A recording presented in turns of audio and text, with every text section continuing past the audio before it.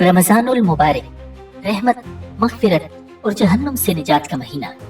लेकिन क्या आपने कभी सोचा है कि हमारे प्यारे नबी सरकार दो आलम सल्लल्लाहु अलैहि वसल्लम रमजान उल मुबारक कैसे गुजारते थे? रोजेदारों को आप सल्लल्लाहु अलैहि वसल्लम ने क्या खुशखबरियां दी? कौन से तारीखी वाकयात ऐसे हैं जो रमजान में पेश आए और रमजान करीम की कौन सी रात हजार महीनों से अफजल है? नाज़रीन, इन तमाम सवालों के जवाब आपको आज की वीडियो में मिलेंगे और वीडियो के आखिर में हम आपको 10 ऐसी खुशखबरियां सुनाएंगे जो आप सल्लल्लाहु अलैहि वसल्लम ने खास तौर पर रोजादारों के लिए इरशाद फरमाई।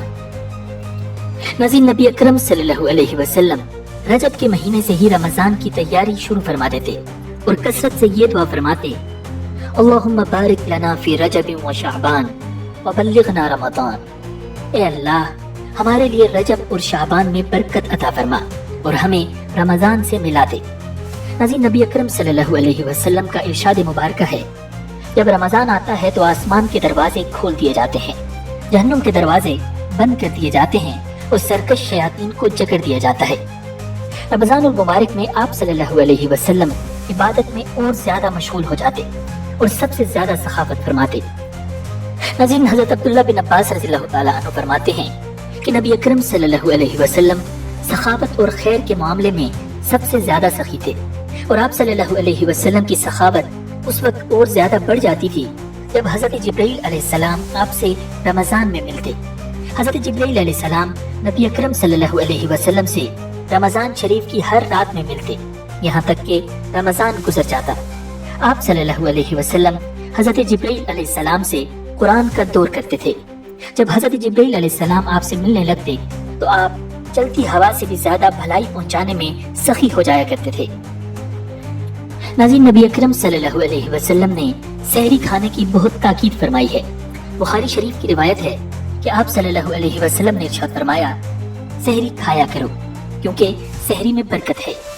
हजरत अबू हुरैरा रज़ियल्लाहु ताला अन्हु बयान करते हैं कि नबी अकरम सल्लल्लाहु अलैहि वसल्लम ने फरमाया, खजूर मोमिन की बेहतरीन सहरी है।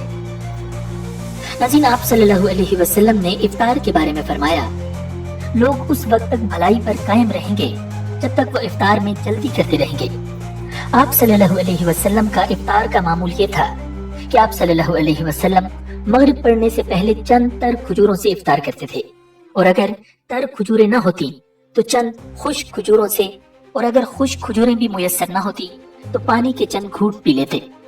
नाज़रीन, इफ्तार के वक्त दुआ कबूल होती है और आप सल्लल्लाहु अलैहि वसल्लम ने इस मौका पर मुख्तलिफ दुआएं फरमाई हैं। सुनन नबी दाऊद की रिवायत है कि आप सल्लल्लाहु अलैहि वसल्लम इफ्तार के वक्त ये दुआ पढ़ते थे, ज़हबल ज़म्उ वब्तल्लतिल उरूक़ु व थबतल अज्रु इंशाअल्लाह। प्यास बुझ गई, रगें तर हो गई और अगर अल्लाह ने चाहा तो अजर साबित हो गया। नाज़रीन, इसके अलावा आप सल्लल्लाहु अलैहि वसल्लम से इफ्तार के वक्त ये दुआ भी साबित है, अल्लाहुम्मा लका सुम्तु व अला रिज़्क़िका अफ़्तरतु। ए अल्लाह, मैंने तेरे लिए रोजा रखा और तेरे ही दिए हुए रिज़्क़ से इफ्तार किया। नबी अकरम सल्लल्लाहु अलैहि वसल्लम ने फरमाया, अगर कोई शख्स रोजे रख कर भी झूठ बोलना और दगाबाजी करना न छोड़े तो अल्लाह ताला को उसकी कोई जरूरत नहीं कि वो अपना खाना पीना छोड़ दे। नाज़रीन, एतकाफ रमजानुल मुबारक के आखिरी अशरे में नबी अकरम सल्लल्लाहु अलैहि वसल्लम की एक मुस्तकिल सुन्नत थी। उसका मकसद अल्लाह की इबादत में मशगूल होना, दुनियावी मामलात से अलग होकर तकवा इख्तियार करना और शब कदर की तलाश करना था। हजरत आयशा रज़ियल्लाहु ताला अन्हा बयान करती हैं कि नबी अकरम सल्लल्लाहु अलैहि वसल्लम रमजान के आखिरी अशरे में एतकाफ फरमाया करते थे, यहाँ तक कि अल्लाह ताला ने आपको वफात दे दी। फिर आपके बाद आपकी अज़वाज मुतहरात ने भी एतकाफ किया। नाज़रीन, हज़रत अबू हुरैरा रज़ियल्लाहु ताला अन्हु से रिवायत है कि रसूलुल्लाह सल्लल्लाहु अलैहि वसल्लम हर रमजान में 10 दिन एतकाफ किया करते थे और जिस साल आपका विसाल हुआ उस साल आपने 20 दिन एतकाफ किया। हज़रत आयशा रज़ियल्लाहु ताला अन्हा फरमाती हैं कि जब रमजान का आखिरी अशरा आता तो नबी अकरम सल्लल्लाहु अलैहि वसल्लम रात भर जागते, अपने घर वालों को जगाते, इबादत में खूब मेहनत करते और कमर कस लेते। नाज़रीन, रमजानुल मुबारक में ही एक रात ऐसी है जिसका जिक्र खुद अल्लाह ताला ने कुरान में किया और उसे 1000 महीनों से बेहतर करार दिया। उस रात को लैलतुल क़द्र कहा जाता है। अल्लाह ताला इरशाद फरमाता है, लैलतुल क़द्री خیر من الف شہر، شب قدر 1000 مہینوں سے بہتر ہے۔ ناظرین، یہ رات تقریباً 83 سال اور 4 مہینے کی عبادت سے افضل ہے، یعنی جو شخص اس رات عبادت کرے وہ پوری زندگی عبادت کرنے جیسا ثواب کماتا ہے۔ اللہ رب العزت فرماتے ہیں کہ اس رات فرشتے اور جبرائیل علیہ السلام اپنے رب کے حکم سے ہر کام کے لیے نازل ہوتے ہیں۔ ناظرین، اس رات میں فرشتوں کے اترنے کے 2 مقصد علماء نے بیان کیے ہیں۔ ایک یہ کہ اس رات جو لوگ عبادت میں مشغول ہوتے ہیں فرشتے ان کے حق میں رحمت کی دعا کرتے ہیں، اور دوسرا مقصد یہ کہ اللہ تعالیٰ اس رات میں سال بھر کے فیصلے فرشتوں کے حوالے فرما دیتے ہیں تاکہ وہ اپنے اپنے وقت پر ان کی تعمیل کرتے رہیں۔ ناظرین، نبی اکرم صلی اللہ علیہ وسلم نے ارشاد فرمایا، جو شخص ایمان اور ثواب کی نیت سے شب قدر میں قیام کرے اس کے پچھلے تمام گناہ معاف کر دیے جاتے ہیں۔ حضرت عائشہ صدیقہ رضی اللہ تعالیٰ عنہ فرماتی ہیں، میں نے کہا، اللہ کے رسول، اگر مجھے معلوم ہو جائے کہ کون سی رات لیلۃ القدر ہے تو میں اس رات میں کیا پڑھوں؟ آپ صلی اللہ علیہ وسلم نے ارشاد فرمایا، پڑھو اللہم انک عفو کریم تحب العفو فاعف عنی۔ اے اللہ، تو معاف کرنے والا مہربان ہے اور معاف کرنے کو تو پسند کرتا ہے، اس لیے تو ہمیں معاف اور درگزر کر دے۔ ناظرین، حضرت عبادہ بن صامت رضی اللہ تعالیٰ عنہ روایت کرتے ہیں کہ نبی اکرم صلی اللہ علیہ وسلم نے فرمایا، میں لیلۃ القدر کے بارے میں بتانے نکلا تھا، لیکن رستے میں 2 آدمیوں کو جھگڑتے دیکھا تو اس کا علم مجھ سے اٹھا لیا گیا، شاید اسی میں تمہارے لیے بہتری ہو، اب تم اسے رمضان کے آخری عشرے کی تاک راتوں میں تلاش کرو۔ ناظرین، اسلامی تاریخ کے حوالے سے رمضان المبارک میں بہت سے واقعات پیش آئے ہیں، جس میں سب سے اہم واقعہ قرآن مجید کا نزول ہے۔ رمضان المبارک کی ہی ایک ایسی رات تھی جس نے دنیا کی تقدیر بدل دی۔ وہ لیلۃ القدر کی رات تھی جب اللہ تعالیٰ نے اپنا کلام اس دنیا پر نازل فرمایا۔ اللہ رب العزت قرآن مجید میں ارشاد فرماتے ہیں، شہر رمضان الذی انزل فیہ القرآن، رمضان وہ مہینہ ہے جس میں قرآن نازل کیا گیا۔ اس کے علاوہ اللہ رب العزت نے ارشاد فرمایا، بے شک ہم نے اس قرآن کو شب قدر میں نازل کیا۔ ناظرین، رمضان المبارک میں ہی حق اور باطل کا پہلا بڑا معرکہ پیش آیا، جسے غزوہ بدر کے نام سے یاد کیا جاتا ہے۔ غزوہ بدر 17 رمضان المبارک سن 2 ہجری کو پیش آیا۔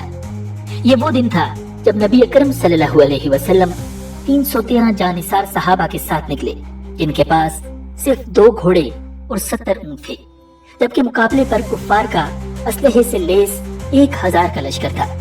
بدر کے مقام پر پہنچ کر آپ صلی اللہ علیہ وسلم نے اللہ رب العزت سے نصرت کی دعا مانگی۔ آپ نے فرمایا، اے اللہ، اگر آج یہ جماعت ہلاک ہو گئی تو زمین پر تیری عبادت کرنے والا کوئی نہ رہے گا۔ ناظرین، 17 رمضان المبارک کی صبح جنگ کا آغاز ہوا۔ حضرت علی، حضرت حمزہ اور حضرت عبیدہ رضی اللہ تعالیٰ عنہم نے قریش کے نامور جنگجوؤں کو خاک چٹا دی۔ پھر اچانک آسمان سے فرشتے نازل ہونے لگے، جس کے نتیجے میں کفار بھوکلا گئے اور اللہ رب العزت نے مسلمانوں کو فتح عطا کی۔ ناظرین، اس جنگ میں کفار کے 70 افراد مارے گئے، جن میں ابو جہل جیسا نامی گرامی مشرک بھی شامل تھا، اور 70 افراد ہی قید ہوئے، جبکہ مسلمانوں کے 14 صحابہ کرام شہید ہوئے۔ قریش کی طاقت کمزور ہو گئی اور اسلام کا پرچم بلند ہو گیا۔ ناظرین، سن 8 ہجری رمضان المبارک میں ایک اور اہم واقعہ فتح مکہ پیش آیا۔ جب قریش نے صلح حدیبیہ کی خلاف ورزی کی تو نبی اکرم صلی اللہ علیہ وسلم نے 10,000 کا لشکر تیار کیا اور بغیر کسی اعلان کے مکہ کی طرف روانہ ہوئے۔ قریش آپ کی آمد سے بے خبر تھے۔ جب لشکر قریب پہنچا تو انہیں معلوم ہوا مکہ کے سردار ابو سفیان کو پکڑ لیا گیا، مگر اسلام قبول کرنے پر انہیں معاف کر دیا گیا۔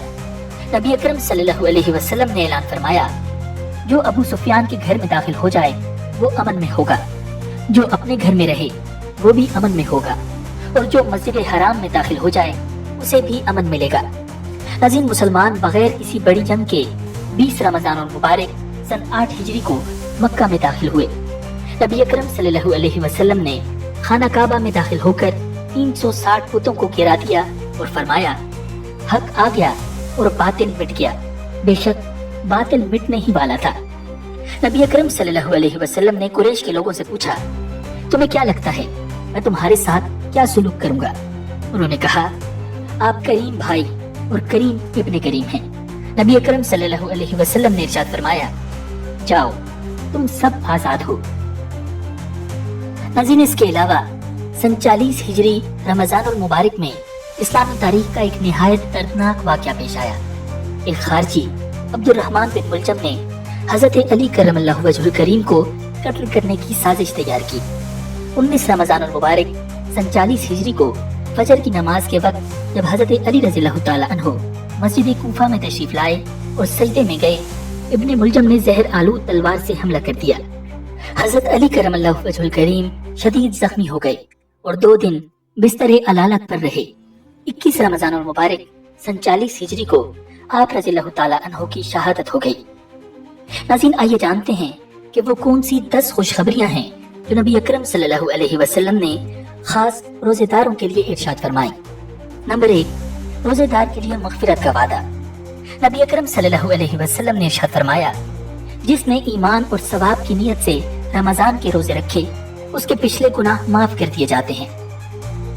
नंबर 2, रोजेदार से अल्लाह की मोहब्बत। नबी अकरम सल्लल्लाहु अलैहि वसल्लम ने इरशाद फरमाया, अल्लाह रब्बुल इज़्ज़त फरमाते हैं कि इंसान का हर नेक अमल खुद उसी के लिए है, मगर रोजा वो खास मेरे लिए है और मैं ही उसका बदला दूंगा।